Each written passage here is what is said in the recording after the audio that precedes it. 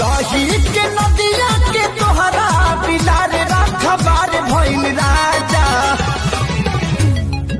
तलगे डर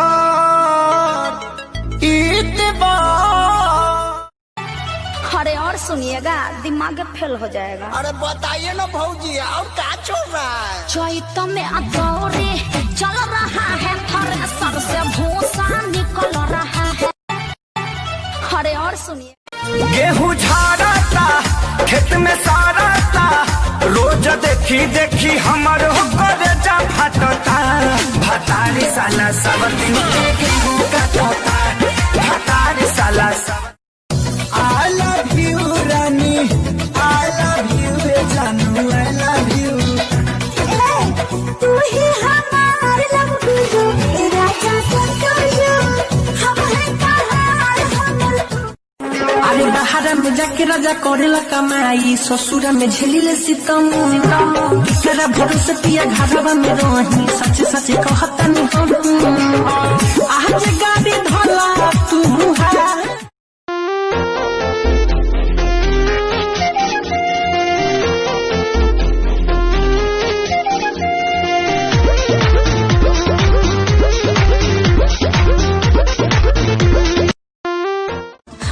जसलाई के न देखले बारका हो ऐसन का खास बाकी ताकता रही से तोहर गाल लागे गेंदा के फूल जैसे है कोई फूल जैसे।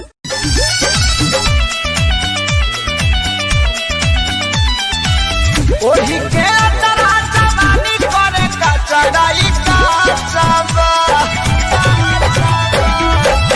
ओही के राती में सपना तू अपना देखा के हमरा के कहे तू बना देलू तू मोटा जाइबो हो खाइबो में हरी के हाथी का कोटा जाइबो हो।